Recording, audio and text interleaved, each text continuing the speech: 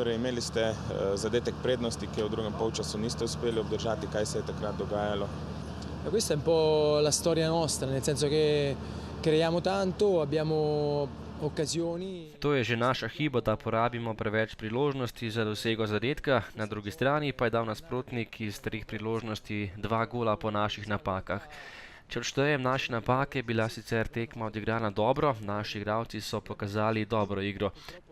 Vnaprej se te napake ne smejo več pojavljati, saj so ekipe, ki so pred nami na lestvici, boljše v tem elementu. Ha fatto vedere delle buone cose, però purtroppo gli altri che sono i primi davanti a noi hanno qualcosa in più sicuramente. Kaj bo potrebno spremeniti pred pokalnim sredinnim srečanjem? Sicuramente non mollare fino alla fine, sicuramente questa... Maribor je sigurno v tej tekmi favorit, zato ker je tudi prvak lige, kar pomeni, da je najboljši. Mi bomo morali odigrati res dobro tekmo, če hočemo premagati. V nogometu je vse mogoče in na eni tekmi jih seveda lahko premagamo. Mi znamo odigrati dobro tekmo in treba je odigrati vrhunsko partijo in računamo, da lahko premagamo zelo dobrega nasprotnika. Dovremmo fare una grande prestazione per poter vincere contro di loro. Torej, boljši prvi polčas, v drugem je malce zmanjkalo, torej gosti so prišli do 2 zadetkov. Kako ste videli srečanje? Ja, menim, da smo skozi celotno srečanje narekovali ritem, bili boljši nasprotnik, imeli več priložnosti, ampak v dosedanjem delu prvenstva se že velikokrat zgodilo, da točke izgubimo v končnici, in kar se sicer ne bi smelo dogajati, ampak to se je ponovno ponovilo in zato lahko rečem, da je Maribor zasluženo zmagal. Kaj bo potrebno popraviti pred pokalnim srečanjem?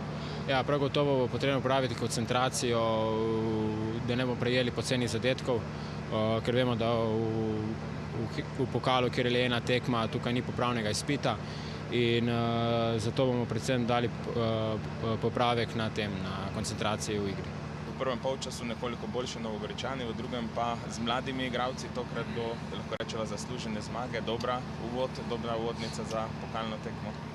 Ja, bi se strinjal, da je bila mogoče Gorica v prvem polčasu za malenkost boljši nasprotnik, izrazite priložnosti se niso priigrali, ampak z naše strani je bilo, bom rekel, nekako razumljivo ali pa sprejemljivo to, da so imeli rahlo pobudo iz prostega razloga, ker smo bili z velikim številom mladih igralcev v polju.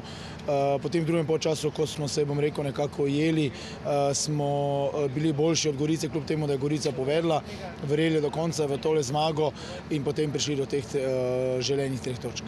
Kaj bo potrebno spremeniti pred sredino pokalno tekmo?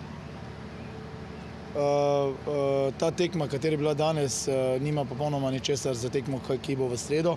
Pomeni, pokalno tekmovanje je specifično tekmovanje, v katerem odločajo malenkosti. Tudi za strani Gorice pričakujem popolnoma drugo, bom rekel, miselnost v sami tekmi. Z naše strani bo prisotna vsekakor ambicija, da bi pa kaj spreminjali, razen mogoče nekakšnih stvari v fazi napada, bomo naredili vse, da bi osvojili dvojno krono.